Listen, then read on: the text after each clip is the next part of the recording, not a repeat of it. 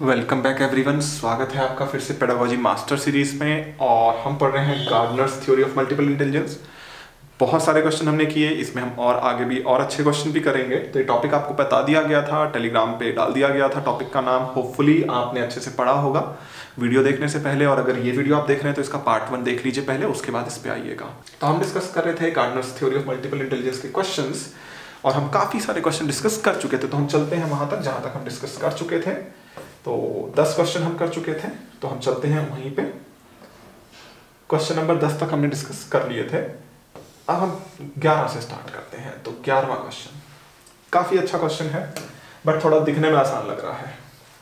तो बहुबुद्धि के सिद्धांत के संदर्भ में एयरफोर्स पायलट बनने के लिए कौन सी बुद्धि की आवश्यकता होगी? अब चाहे एयरफोर्स का पायलट बनना हो, चाहे एक बहुत अच्छा ड्राइवर बनना हो, चाहे एक बहुत अच्छा साइकिलिस्ट बनना हो, या कोई भी ऐसा काम जहां पे बॉडी की मूवमेंट की जरूरत हो।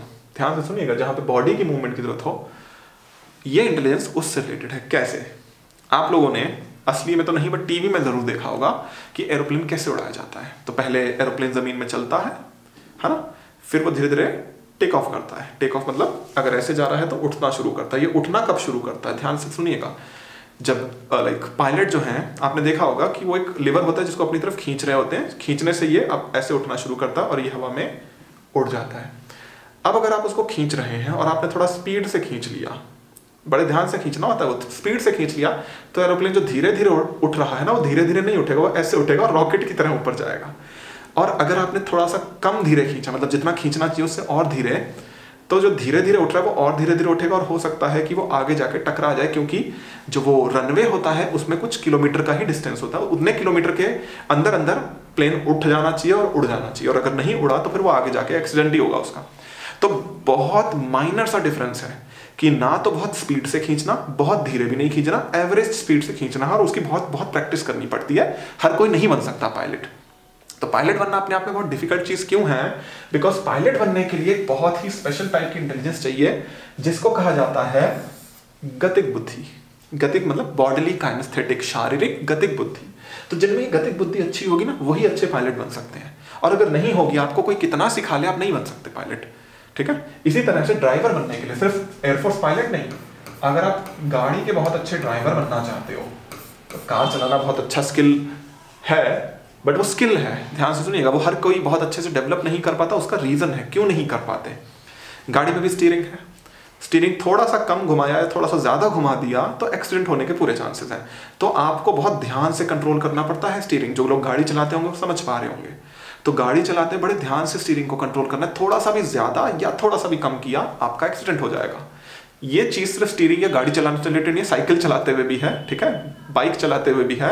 तो बहुत सारे चीजों में है। ठीक है? इसी तरह से गाड़ी में और भी स्किल चाहिए होता है, लाइक ब्रेक लगाते हुए भी ध्यान रखना है कि कितना लगाना है, क्लच दबाते हुए ध्यान रखना है ना, बहुत सारी चीजें ध्यान रखनी है। तो ये चीजें जो कि आपकी बॉडी की मूवमेंट को कंट्रोल करने से जुड़ी हैं, इसको हम बोलते हैं गतिक बुद्धि, शारीरिक गतिक बुद्धि या बॉडीली काइनेस्थेटिक इंटेलिजेंस। तो काइनेस्थेटिक इंटेलिजेंस अगर अच्छी होगी तभी आप एक अच्छे एयरफोर्स पायलट बन सकते हैं। इन जनरल भी अगर हम बात करें तो पायलट बन सकते हैं। अदरवाइज काइनेस्थेटिक अगर अच्छी नहीं होगी, आप पायलट नहीं बन सकते, आप ड्राइवर अच्छे नहीं बन सकते। बन तो जाओगे, ड्राइवर तो के लिए तो खैर इतना डिफिकल्ट टेस्ट ही नहीं होता ना, पायलट बनने के लिए तो बहुत डिफिकल्ट होता है ना।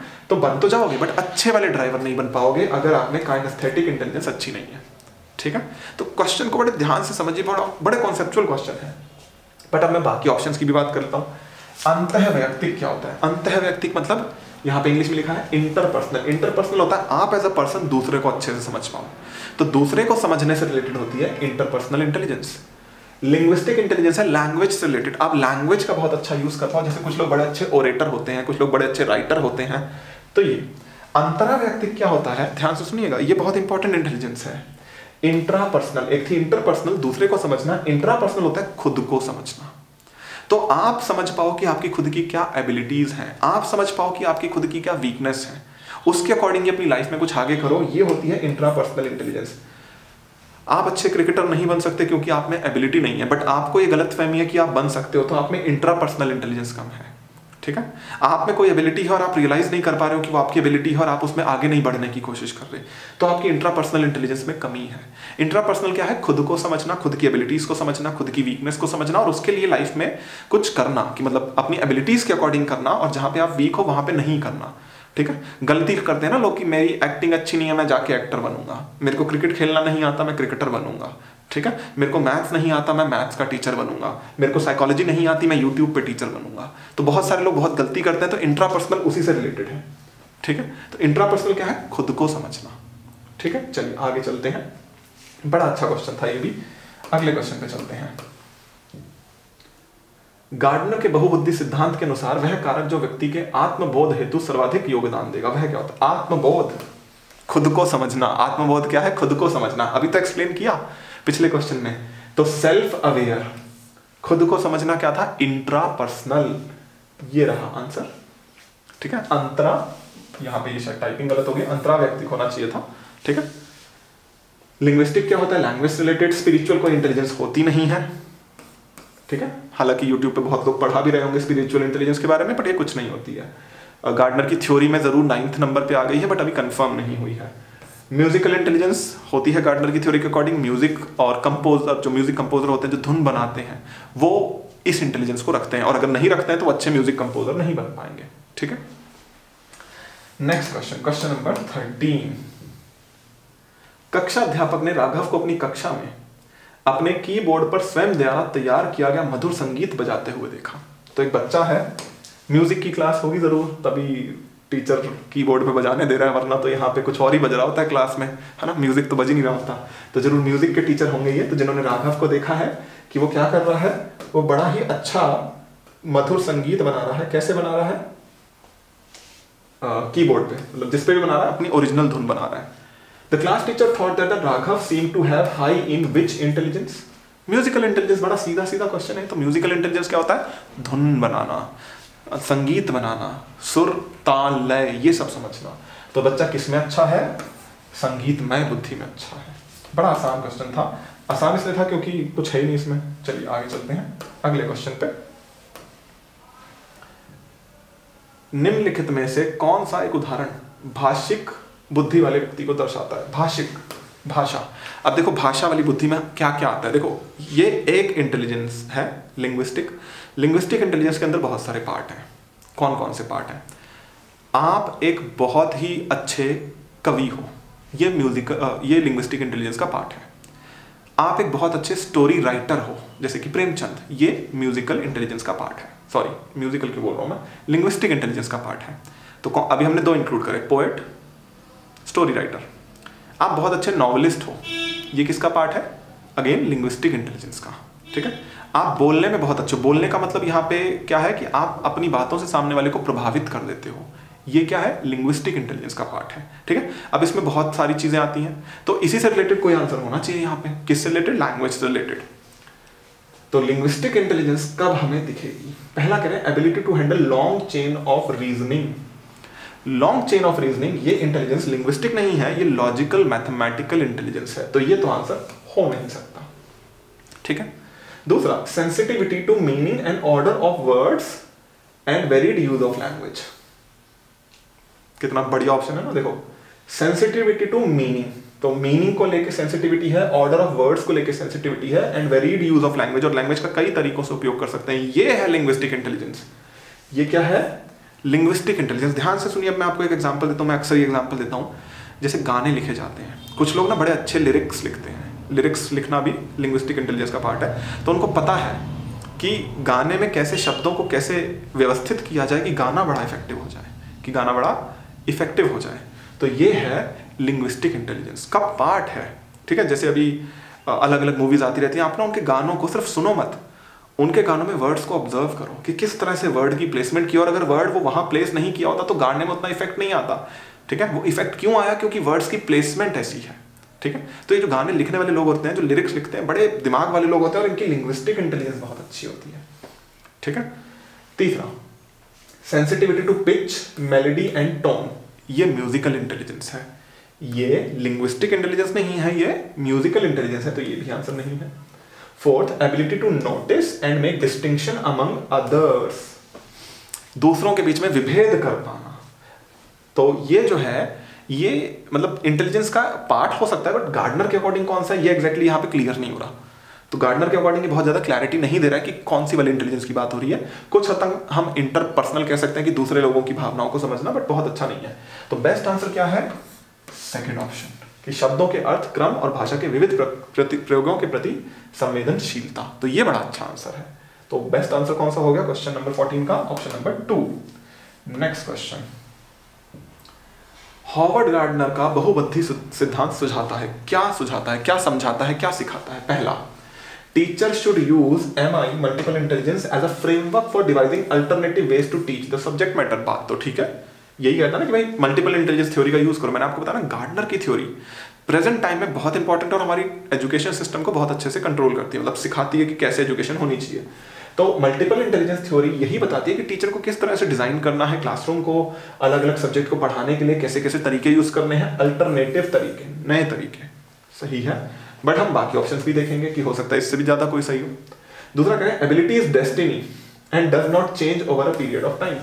ऐसा कुछ नहीं बोला गार्डनर ने कि भाई भाग्य है, भाग्य की बात कहीं नहीं की गार्डनर ने भाग्य की बात कहीं नहीं कि आप इसके साथ कि आपका भाग्य था इसलिए आपको ऐसा मिला, कि किसी का भाग्य था इसलिए वो सिंगर बन गया, किसी का भाग्य था इसलिए वो भिखारी बन गया। ऐसा नहीं है, गार्डनर ने ऐसा कुछ नहीं बोला। तो सेकंड तो नहीं है। थर्ड, हर बच्चे को प्रत्येक विषय 8 भिन्न तरीकों से पढ़ाए जाए ताकि सभी बुद्धियां विकसित हो। ऐसा भी नहीं है, मजाक नहीं चल रहा है ना यहाँ पे। Each child should be taught every subject in 8 different way. मजाक नहीं है, यहाँ पे हर बच्चे की एबिलिटी को पहचानना है और एबिलिटी जिसमें है उसकी उसी में उसको प्रमोट करना है। ये है गार्डनर का कॉन्सेप्ट। ये नहीं है कि हर सब्जेक्ट को 8 तरीकों से पढ़ाओ। ठीक है। Intelligence is solely determined by IQ test. ऐसा तो गार्डनर ने बिल्कुल नहीं बोला। गार्डनर तो IQ टेस्ट के बिल्कुल अगेंस्ट है। गार्डनर नहीं मानता कि IQ टेस्ट हमें कुछ बताते हैं। गार्डनर मानता है IQ टेस्ट से कुछ नहीं पता चलता, सिर्फ लॉजिकल मैथमेटिकल एबिलिटी के बारे में थोड़ा बहुत बताता है IQ test, otherwise IQ test किसी काम के नहीं है, ऐसा मानता है गार्डनर। तो बेस्ट आंसर क्या हो गया? Option number 1। बड़ा ही अच्छा क्वेश्चन था, बड़ा ही घुमावदार क्वेश्चन था। अच्छे लोग इसमें कंफ्यूज हो जाते हैं, तो होपफुली आप लोगों के लिए मैंने क्लियर कर दिया होगा। चलिए आगे चलते हैं। बहुत ही आसान क्वेश्चन है, मतलब ये क्वेश्चन आसान होते हैं जैसा आगे आने वाला है मैच द फॉलोइंग वाले, मुझे तो आसान लगते हैं। भिन्न भिन्न व्यक्तियों के लिए अलग हो सकते हैं। तो आपको यहाँ पे बुद्धि के प्रकार और उनकी अंत अवस्था दी हुई है, और आपको बताना है कि बच्चा अगर संगीतात्मक बुद्धि रखता है तो वो क्या बनेगा आगे जाके। तो मैचिंग कर लेते हैं, ठीक है। तो भाषिक बुद्धि है तो कवि बनेगा, सीधी, ये तो सीधा सीधा है। अगर भाषिक बुद्धि है तो कवि बनेगा, तो बी का होना चाहिए 2। अब बी का 2 देखो 3 जगह है, तो सेकंड ऑप्शन तो नहीं हो सकता क्योंकि उसमें बी का 4 है। स्थानिक बुद्धि, स्थानिक बुद्धि मैंने आपको बताया था स्थान संबंधी होती है ना। संगीतात्मक देख लेते हैं, ये सबसे आसान है। संगीतात्मक वाला बनेगा वॉयलिन वादक, तो ए का होना चाहिए 4। अब ए का 4 भी 2 में है, तो 2 ऑप्शन अभी भी हमारे पास बच गए, ठीक है। अच्छा, स्थानिक और अंतरव्यक्तिक। अंतरव्यक्तिक क्या होता है, ध्यान से देखिए यहाँ पे हिंदी में। अच्छा, इंटरपर्सनल है। इंटरपर्सनल मतलब दूसरे को समझना, तो दूसरे को समझने वाला मूर्तिकार तो नहीं बनेगा, वॉयलिनिस्ट तो म्यूजिक वाला है, एथलीट तो वो बनते हैं ना जिनकी बॉडीली काइनेस्थेटिक इंटेलिजेंस अच्छी होती है, पोएट लैंग्वेज वाला है, थेरेपिस्ट बन सकता है। तो इंटरपर्सनल सी वाला जो है वो थेरेपिस्ट बन सकता है। यहाँ चिकित्सक गलत लिखा हुआ, मतलब कौन सा चिकित्सक ये नहीं लिखा, तो सी का 1 होना चाहिए। अच्छा, सी का 1 ये रहा, तो ये भी कट गया। तो आंसर क्या है? Option number 3। इस तरह से इन क्वेश्चंस को किया जाता है। पहले एक मिलाया जाता है और देखा जाता है कौन कौन कट गया, फिर दूसरा मिलाया जाता है, फिर देखा जाता है कौन कौन कट गया, फिर मिलाया जाता है। मतलब इस तरह से अगर आप करोगे आपका गलत नहीं होता। तो ये क्वेश्चन बड़े अच्छे क्वेश्चन होते हैं, इस तरह से करना था, कर लिया हमने। आंसर आपके सामने है और सही है, ठीक है। चलिए, अच्छा क्वेश्चन था ये भी। ऐसे क्वेश्चन आने लग गए हैं पेपर में, अलग अलग पेपर में। लाइक अगर मैं नेट की बात करूं, आगे जाके हम नेट के बारे में पूरा कोर्स ही बनाएंगे क्योंकि उसकी काफ़ी लोग डिमांड कर रहे हैं। अच्छा कोई टीचर है नहीं अवेलेबल, उसमें बहुत क्वेश्चन आते हैं ऐसे। चलिए अगले क्वेश्चन पे चलते हैं। एकाधिक बुद्धिमानी का सिद्धांत क्या कहता है, बहुबुद्धि सिद्धांत क्या कहता है?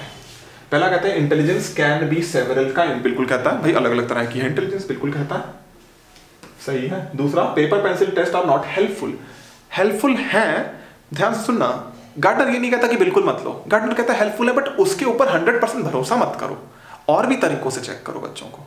तो नॉट हेल्पफुल नहीं कहता है, वो कहता है 100% हेल्पफुल नहीं है, तो ये नहीं है। Intelligence can be multiplied with effective pedagogy. Multiplied मतलब आप बच्चों की इंटेलिजेंस को कई गुना बढ़ा सकते हो, कई गुना नहीं बढ़ा सकते, थोड़ा बहुत इंप्रूव कर सकते हो, तो ऐसा भी नहीं कहता कि बहुत ज्यादा बढ़ा सकते हो। Intelligence can be rapidly accelerated, बहुत जल्दी बढ़ाया जा सकता है, ऐसा भी कुछ नहीं बोला उसने कि बहुत बुद्धि को तेजी से बढ़ा लो, ऐसा भी कुछ नहीं बोला कि कई गुना बढ़ाई जा सकती है, ऐसा भी कुछ नहीं बोला कि पेंसिल पेपर टेस्ट सहायक नहीं है, उसने बोला 100% भरोसे के लायक नहीं है। क्या बोला? बुद्धि कई प्रकार की हो सकती है। तो सीधा क्वेश्चन था, बहुत डिफिकल्ट नहीं था, बट ठीक क्वेश्चन था। चलिए अगले क्वेश्चन पे चलते हैं। हॉवर्ड गार्डनर के बहुबुद्धि सिद्धांत के अनुसार निम्नलिखित विशेषताओं से युक्त एक व्यक्ति की बुद्धि किस प्रकार से वर्गीकृत की जा सकती है? विशेषता दे रखी है और आपको बताना है इसमें कौन सी वाली इंटेलिजेंस अच्छी है। विशेषता क्या दे रखी है? Ability to detect and respond appropriately to moods, temperament and motivation and intention of others. यहां से आंसर पता चल गया। मैंने आपको बताया ना, दूसरों को समझना, दूसरों के मूड को समझना, दूसरों के भावनाओं को समझना, इंटेंशन को समझना, मतलब दूसरों को समझना, इन द एंड दूसरों को समझना। क्या क्या समझना? मनोदशा, स्वभाव, प्रेरणा, अभिप्राय, सब कुछ दूसरों का समझना। तो दूसरों के समझने को क्या बोलते हैं? Interpersonal intelligence. ध्यान से सुनिएगा, इंटरपर्सनल, एक होती है इंटरपर्सनल, एक होती है इंट्रा। इंट्रा होती है खुद को समझना, इंटर होता है दूसरे को समझना। तो इंटर है ऑप्शन नंबर 1, ठीक है। इंट्रा नहीं होगा, ये खुद को समझना होता है, नेचुरलिस्टिक नेचर को समझना होता है, ये बाद में ऐड की गई है, पहले 7 इंटेलिजेंस थी, 8वीं नेचुरलिस्ट है, ये कोई इंटेलिजेंस होती नहीं है। ये क्वेश्चन भी आ सकता है वैसे तो कि 8वीं कौन सी ऐड की गई थी? 8वीं ऐड की गई थी नेचुरलिस्ट। 9वीं कौन सी ऐड की गई है? 9वीं कौन सी है? आध्यात्मिक या स्पिरिचुअल, ये जो कहते हैं, बट वो कंफर्म नहीं, मतलब गार्डनर अभी रिसर्च कर रहा है, देखो क्या होता है। तो आंसर है इसका interpersonal.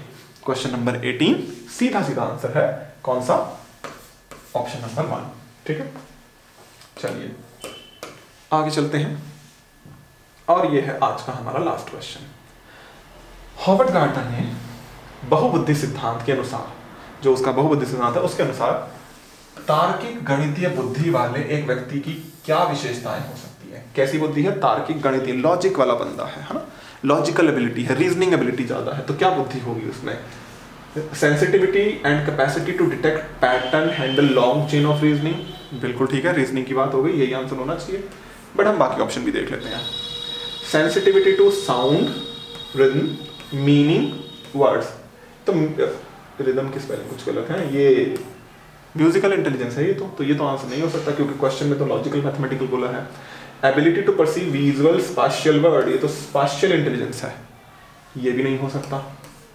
Ability to produce and appreciate pitch, rhythm and aesthetic quality of musical expression, again ये म्यूजिकल इंटेलिजेंस है, तो ये भी नहीं हो सकता। तो बेस्ट आंसर क्या है? सीधा सीधा पहला, long chain of reasoning, pattern detect करना, तो ये रीजनिंग है ना, रीजनिंग में पैटर्न भी चीजें आती है, तो पैटर्न डिटेक्ट करना, रीजनिंग वाला क्वेश्चन, तो ये है तार्किक गणितीय बुद्धि वाले व्यक्ति की विशेषता। कौन सा? पहला ऑप्शन, और बाकी नहीं है। तो ये थे कुछ क्वेश्चंस जो हमें डिस्कस करने थे। आई होप आपको ये क्वेश्चन पसंद आए होंगे। पसंद आए हैं तो आपको पता है क्या करना है, नहीं पसंद आए हैं तो डिसलाइक कर देना, कोई बात नहीं, एक्टिविटी दिखनी चाहिए यूट्यूब को।